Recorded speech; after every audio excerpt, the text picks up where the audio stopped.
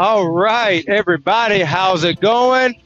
Hope everybody is enjoying your beautiful Thursday.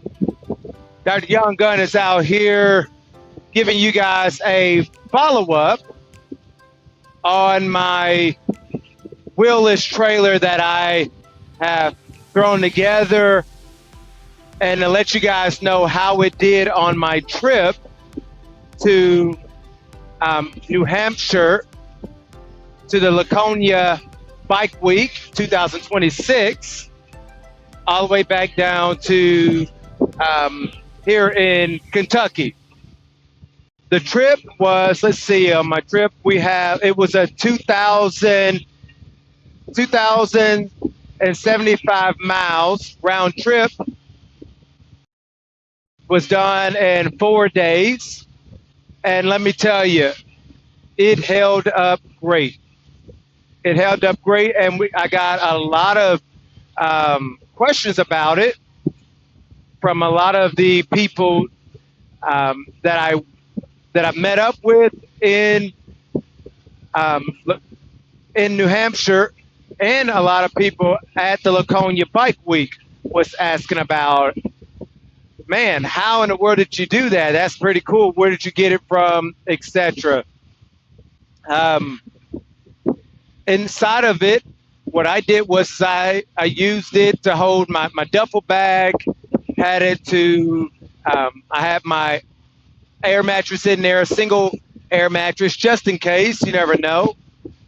And some other things for the windshield to keep clean and other type of little utility type things I kept in there so that I could also keep my top trunk available for my helmet.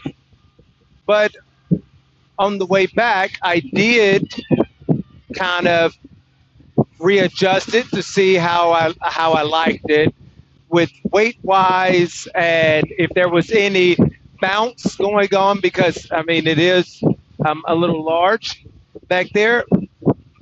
I did not have a lot of bounce, but what I did do was put my duffel bag and more heavier things inside of the tour pack, the top tour pack, and then left the wheelless trailer for my helmet and things of that nature.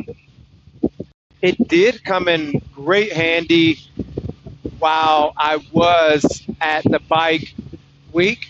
Me and my buddy Peabody, Curtis, we went to the Harley dealership there. Anybody who was at the Laconia Bike Week, you would know that the Harley dealership there had a lot of different things for, for obviously the Harleys, but Ghost Strike was there as well. So while my buddy was getting some things done to his bike, we put his jacket and inside of my wheelless trailer, and that's what I'm calling it, a wheelless trailer.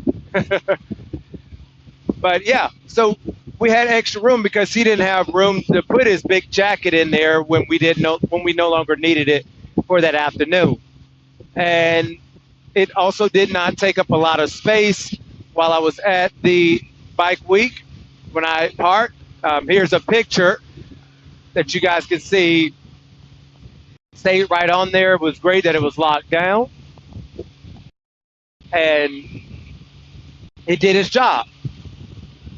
What I do is when I get to my hotel, if I have my actual trailer, my Escapade trailer, then I would just drop the trailer like everybody else did who I came to meet.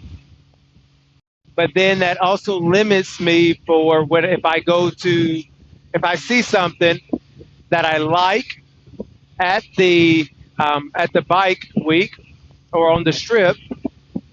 Maybe there was just some accessories that I wanted to buy, but I didn't want to have them install it. I would have room to be able to store it on the bike. And so it did come in handy there. And, honestly, I didn't really know that it was back there. A lot of times on the trip, I find myself looking back to make sure that it is still attached to the bike. But but weight is weight, right? So you're gonna feel like I felt like the bike did ride.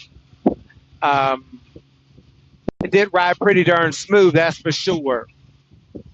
What I did for the motorcycle adjustment is I did 2-up with luggage. I did not have any problems with bottoming out on hitting bumps.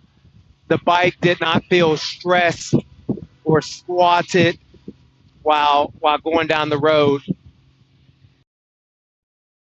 Well, if you watched my previous video of me riding through almost literally 500 miles worth of storms on that Saturday, where I think there was some tornadoes going on in the Midwest. So I got some of that aftermath of that while going. All of my belongings that was inside of my Wheeless trailer was completely dry. When I went into the gas stations or to a restaurant, I didn't have to worry one bit that somebody would be able to get inside of my box because it was locked down. Here's a photo of us at the restaurant, some of my friends, and you can see my bike is parked here. It's right on the back. Didn't have any problems whatsoever. So, like I said, after 2,000 miles of hard riding, a lot of bumps going through Pennsylvania, New York, Ohio, especially going through Cleveland, Ohio.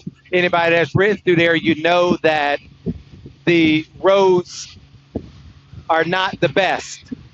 Whoa, got to be careful. So that big snake was in the road there from a semi truck.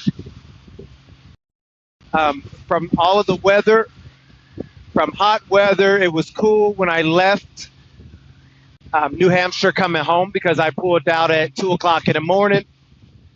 I would say after going through literally almost like all seasons that it has passed the test. It has passed the test. I'm super excited about it. And I look forward to using it on a whole lot of more trips.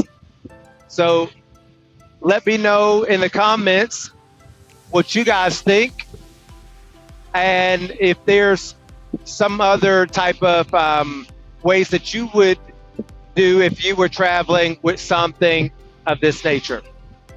Thanks, guys. Y'all stay safe out there, and God bless you all.